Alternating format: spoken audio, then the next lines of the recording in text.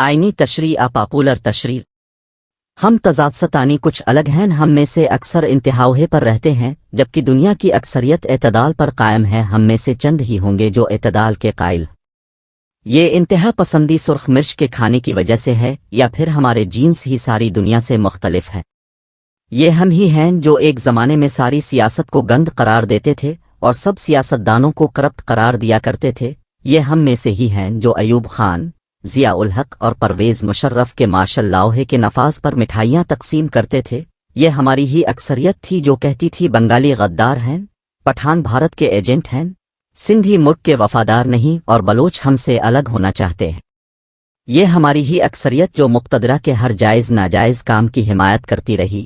یہ ہم ہی ہیں جو ساری غلطیوں کا ذمہ دار ججوں کو قرار دیا کرتے تھے اور کہا کرتے تھے نظر یا ضرورت نے بیڑا غرق کیا۔ ہم ہی کہا کرتے تھے آئینی فیصلے کرنے چاہیے، آسمان گرے یا زمین پھٹ جائے، ججوں کو آئین اور قانون کا پابند رہنا چاہیے، نہ دباؤ قبول کرنا چاہیے اور نہ عوامی جذبات کا خیال رکھنا چاہیے۔ ہم ہی کہا کرتے تھے اچھا جج وہ ہوتا ہے جو نہ اخبار پڑھتا ہے، نہ ٹی وی دیکھتا ہے اور نہ شادی غم کی سماجی محفلوں میں جاتا ہے، کیونکہ ایسا کرنے سے اس کے منصفانہ فیصلوں پر معاشرہ اثر انداز ہو جاتا ہے۔ یہ سب ایک انتہا تھی، اب ہم دوسری انتہا پر ہیں۔ دوسری انتہا یہ ہو چکی کہ پہلے سیاست کو گندا کہنے والے ہم سب اب ہر وقت سیاست کو زیر بحث لائے رکھتے ہیں۔ پہلے ہم سیاستدانوں کو کرپٹ اور فوج کو ملجا و مآو قرار دیتے تھے، اب فوج سب سے بری اور ہمارا پسندیدہ سیاستدان سب سے اچھا ہو چکا۔ ہم جو مارشل لاء کو خوش آمدید کہتے رہے، اب ہم کہتے ہیں کہ ساری برائیوں کی جڑ مقتدرہ ہے۔ ہم جو بنگالیوں کو غدار کہنے کے جرم میں برابر کے شریک تھے، اب سارا ملبہ فوج پر ڈال کر خود کو بری الذمہ قرار دے رہے ہیں۔ ہم میں سے اکثریت ولی خان، غفار خان اور پٹھانوں کی حب الوطنی پر شک کرتی رہی۔ ہم نے پنجاب سے انہیں کبھی ایک سیٹ نہیں جیتنے دی، اب ہم انہی پختونوں کے انصافی جذبے کو روز سلام پیش کرتے ہیں۔ جاگ پنجابی جاگ کا نعرہ لگا کر سندھی وزیر اعظم کی پنجاب میں حکومت نہ بننے کے ذمہ دار ہم ہی تھے۔ بلوچ پچھلے 75 سال سے پس رہے ہیں، ہم استحصالیوں کے ساتھ کھڑے رہے، اب ہمیں کا یک وہاں کا درد محسوس ہونے لگا ہے، کیونکہ ہمیں بھی پہلی دفعہ کچھ ایسے ہی زخم لگے ہیں۔ ججوں کو مورد الزام ٹھہرانے والے ہم آج انہی ججوں کو آسمان پر چڑھا رہے ہیں۔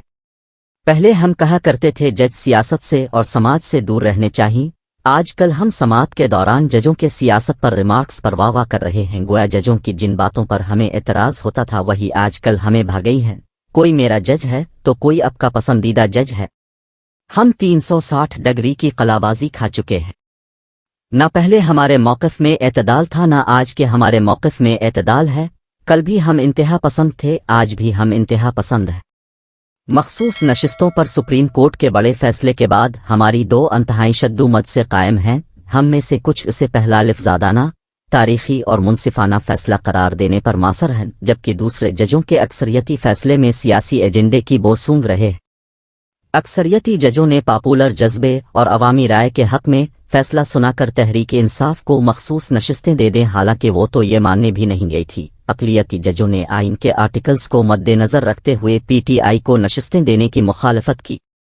آج کل ہم صحافی، جج اور ریٹائرڈ جرنل سب شہرت کے نشے کا شکار ہیں، اس لیے وہی کہتے ہیں جو پبلک کو اچھا لگتا ہے۔ یہ کام بہت آسان ہے، دنیا کے سارے مداری، سارے تماشا گر اور سارے دھوکہ باز دوسرے فریق کی نفسیات کو دیکھتے ہوئے اس سے کھیلتے ہیں۔ مقبول بات کرنا اور مقبولیت حاصل کرنا سب وقتی چیزیں ہیں۔ مسلمانوں کے سب سے بڑے مفکر اور سائنسدان ابن رشد کو مختلف رائے رکھنے کی وجہ سے وہ جس شہر میں بھی جاتا تھا جوتے مارے جاتے تھے۔ بنگالیوں کے حق میں بات کرنے والے بائیں بازو کے لوگوں کو پتھر مارے جاتے تھے، جل سے الٹا دیے جاتے تھے۔ اب ہم یہی سلوک اکثریتی فیصلے سے اختلاف کرنے والے فاضل ججوں سے کر رہے ہیں۔ قاضی فائز عیسیٰ آج کل ہمارے اکثریتی انتہا پسندوں کے نشانے پر ہیں، حالانکہ 8 فروری والا الیکشن آج تک نہ ہو پاتا۔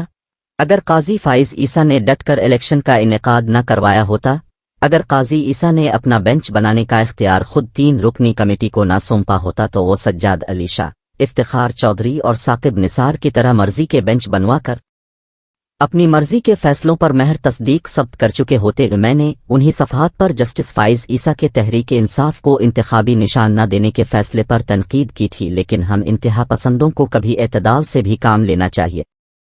صلاح الدین ایوبی اور رچرڈ شیر دل صلیبی جنگوں میں ایک دوسرے کے مد مقابل ہوتے تھے، لیکن دونوں ایک دوسرے کی بہادری اور خوبیوں کا اعتراف کرتے تھے۔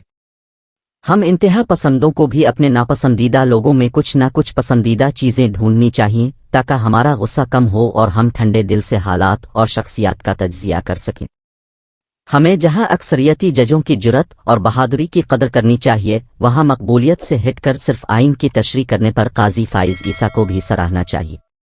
آج کے پاپولر جذبات کے تحت عوامی حق میں فیصلہ لکھ کر ہیرو بننا آسان ہے، لیکن آئین سے ماورا نہ جانا، مقبولیت کے سنہری جال میں نہ پھنسنا اس سے بھی بڑا کام ہے۔